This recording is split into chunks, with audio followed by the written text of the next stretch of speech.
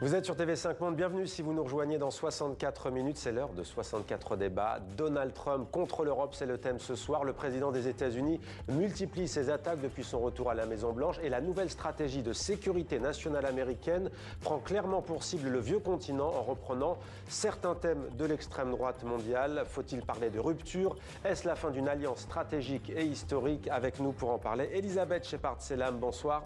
Soyez la bienvenue, vous êtes maîtresse de conférences de sciences politiques à l'Université de Tours en France, la plus américaine des européennes ou la plus européenne des américaines. C'est selon. Avec nous en direct de Bruxelles, l'eurodéputée française Fabienne Keller. Bonsoir, merci d'être avec nous. Vous êtes membre du groupe Renew. Vous allez évidemment réagir aux dernières déclarations de Donald Trump et à ce plan que je viens d'évoquer. Et puis avec nous en direct de Boston, aux États-Unis, Jonathan Lawrence, professeur de sciences politiques au Boston College. Avant de vous donner la parole, messieurs, dames, on va écouter Donald Trump qui s'exprimait encore hier à ce sujet. Il met en garde l'Europe une nouvelle fois. Écoutez. Écoutez, l'Europe doit faire très attention. Elle fait beaucoup de choses. Nous voulons que l'Europe reste l'Europe. L'Europe prend certaines mauvaises directions. C'est très mauvais pour les gens. Nous ne voulons pas que l'Europe change autant. Elle prend certaines mauvaises directions. Voilà, Elisabeth Shepard-Selam. Est-ce que vous diriez que Donald Trump est contre l'Europe? Je pense qu'il est contre une certaine vision et un certain nombre de valeurs que nous estimons sont européennes, mais que pour lui vont à l'encontre de son image de l'Europe. On sait très bien qu'il a un certain nombre d'alliés en Europe, un certain nombre d'amis même, en Meloni ou en Orban.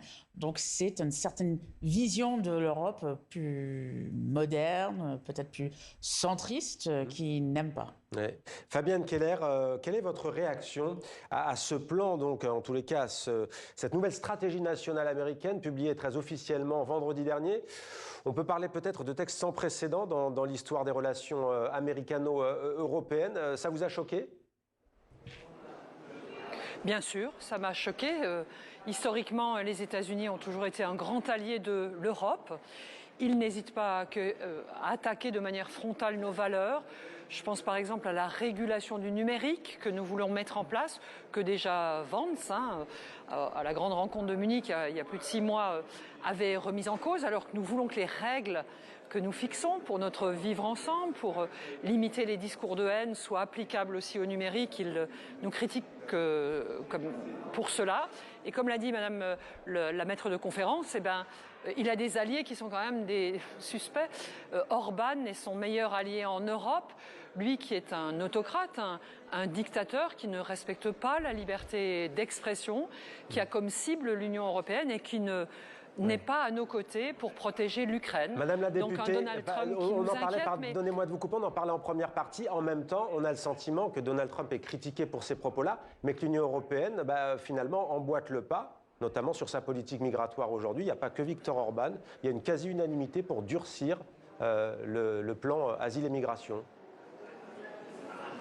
Alors sans conteste, il y a une influence américaine qui est aussi une influence de l'extrême droite européenne qui progresse dans tous les pays, mais nous espérons que nous reviendrons à une majorité plus centrale. C'est avec l'extrême droite que hier, le durcissement d'un certain nombre de règles a été adopté en Conseil, donc par les États membres.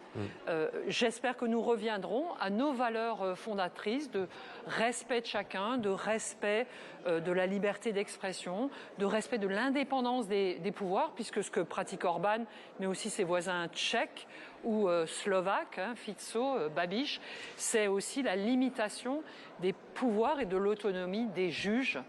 Donc c'est l'état de droit qui est également remis en cause. Restez avec nous, Madame la députée, direction Boston. Jonathan Lawrence, comment expliquez-vous ces attaques de Donald Trump contre l'Europe, j'allais dire plus précisément contre cette Europe-là? Elisabeth Shepard-Selam le disait et la députée avec nous, Fabienne Keller également. Donc comment expliquez-vous ces attaques? Et aussi, est-ce que cela émane de Donald Trump et de son clan, ou est-ce que c'est vraiment profond dans toute la structure républicaine et conservatrice des États-Unis? Là, je ne crois pas qu'il faut exagérer l'importance de ce document de stratégie de sécurité nationale, puisqu'il y a justement une seule personne qui prend les décisions et qui fait la politique publique de ces jours-ci, et c'est Donald Trump, qui n'a pas d'idéologie fixe, mis à part quelques petites exceptions.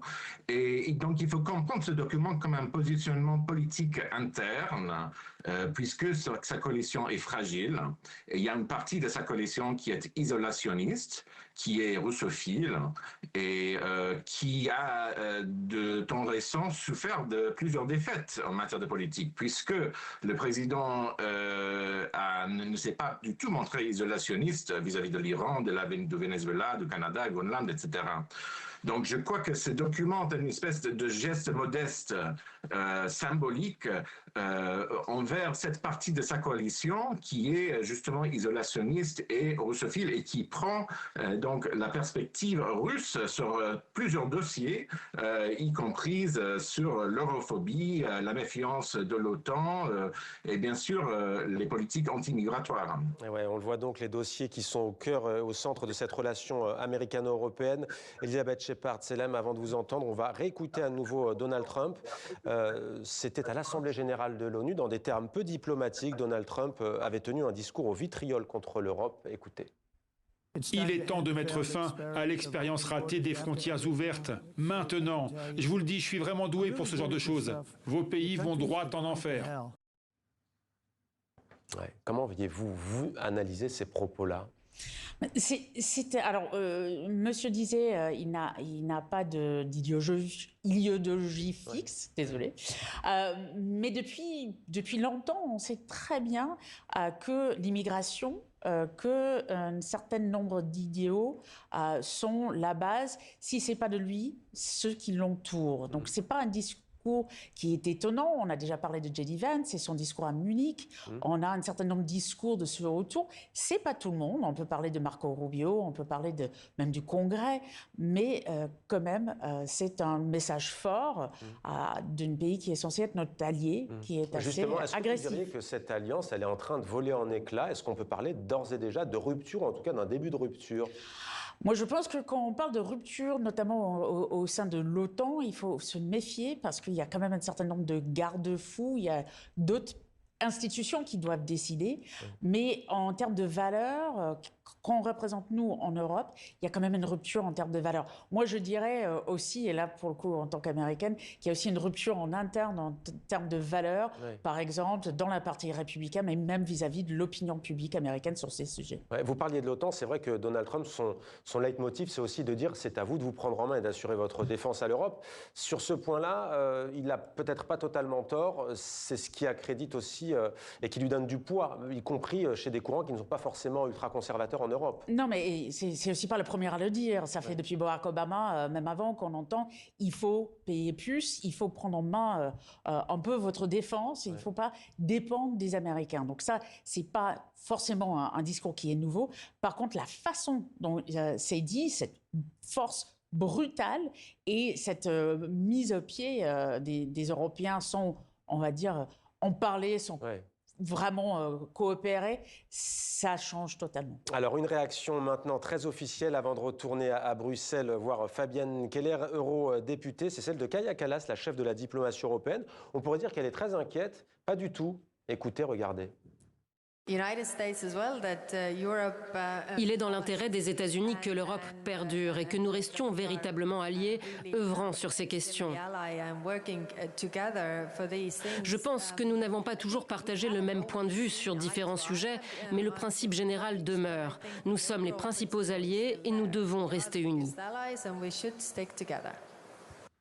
Fabienne Keller, eurodéputée en direct de Strasbourg. Elle a raison, Kaja Kallas, ou est-ce qu'elle s'auto-rassure et elle tente de rassurer l'Union européenne ? Alors évidemment, elle a raison. Elle prend acte du fait que Donald Trump déclare un jour quelque chose et puis change d'avis ou d'orientation suivant les personnes qui l'ont conseillé. Elle rappelle l'engagement américain après la guerre. L'Europe a été très aidée par les Américains, d'abord pour se libérer du joug totalitaire nazi et de Mussolini, mais aussi pour se construire. Donc c'est un rappel à des fondamentaux, mais elle rappelle aussi combien c'est important pour nous de nous protéger. Et donc là, on est sur quelque chose de plus fondamental, parce que quand Donald Trump nous appelle à nous équiper, à nous défendre, à être plus forts au sein de l'OTAN, nous sommes sur ce chemin. D'ailleurs, le budget européen va y contribuer, comme les budgets nationaux. Nous envisageons une industrie de défense aussi plus forte en Europe. On va dans le bon sens. Par contre, quand il devient directement partenaire de Poutine, il nous met en danger. Quand il s'appuie sur la Hongrie, qui est un allié de Poutine, il fragilise la capacité de l'Europe à construire une paix non seulement en Ukraine, mais un accord qui sécuriserait pour longtemps la frontière commune importante entre la Russie et l'Europe, la Russie et son allié Bélarus, et l'Europe. Et c'est là que l'Europe doit être ferme et forte, et c'est le travail notamment d'Emmanuel Macron et de Keir Starmer sur la coalition des volontaires. Ouais, le Premier ministre britannique et le président français. J'aimerais, Jonathan Lawrence, d'abord, avant de vous poser ma question, qu'on regarde quelques visages. Le journal américain Politico a désigné Donald Trump comme la personne la plus influente qui façonne l'Europe dans le cadre de son classement annuel. Journal Politico qui travaille beaucoup sur les questions liées à la Maison-Blanche. Donc Donald Trump numéro 1. Numéro 2, c'est donc, on va peut-être le voir, Marine Le Pen arrive en 4e position. Et puis en 2e position, en 3e position, voilà, on a Mette Frederiksen, la première ministre du Danemark, qui assure en ce moment la présidence tournante de l'Union européenne. Numéro 3, Friedrich Merz. Donc c'est assez hétéroclite, on va dire. Ce ne sont pas 4 personnes qui ont le même logiciel et la même idéologie politique. Et Jonathan Lawrence, Donald Trump veut-il vraiment influencer cette Europe-là? Et finalement, est-ce que sa vision n'est pas sous-estimée, sa vision de l'Europe? Je dirais qu'il a dit dans cet entretien à Politico qu'il veut une Europe forte, que c'est Poutine qui veut une Europe faible. Mais de l'autre côté, critiquer la faiblesse de l'Europe, c'est une tradition depuis l'ère néoconservateur de George Bush. Ça fait plus de 20 ans qu'on parle de l'Europe envahie, qui ne protège plus ses valeurs. Et il faut aussi reconnaître l'aspect interne aux politiques américaines de cette critique, car il veut associer les démocrates aux faiblesses des Européens, soit en matière d'immigration, de cet aspect d'invasion. Mais il y a d'autres qui disent que le président Trump mérite justement le prix Jean Monnet pour l'effet positif qu'il a pu avoir sur la construction européenne et pour l'unité européenne qui s'ensuit à ses propos souvent très provocateurs. Il a même réussi à renforcer l'OTAN, comme l'a dit la professeure tout à l'heure. Depuis plusieurs décennies, l'Europe a été demandée par des administrations américaines de se renforcer en matière militaire. Et là, c'est lui qui y a réussi en rendant crédible la menace de quitter l'Alliance. Donc, il faut de ce côté apprécier l'effet qu'il a eu sur l'autodéfense européenne, tout en ne pas abandonnant l'Alliance. Car ça, c'est aussi un aspect de son talent. Il a quand même un certain talent de négociation qu'il a montré vis-à-vis, non pas dans son succès vis-à-vis de la Russie, mais en montrant qu'il reste quand même l'allié des Européens. Ouais, il garde un pied dans chaque camp, on va dire. En tous les cas, dans ce document, Elisabeth Shepard-Selem, il rappelle le président des États-Unis l'intérêt primordial de son pays à parvenir à une cessation des hostilités négociées en Ukraine. On ne peut pas dire qu'il portait cette Europe-là dans son cœur avant l'invasion russe de l'Ukraine, mais clairement, selon vous, l'Ukraine, c'est la faille dans ce séisme politique en ce moment entre Washington et les 27 ?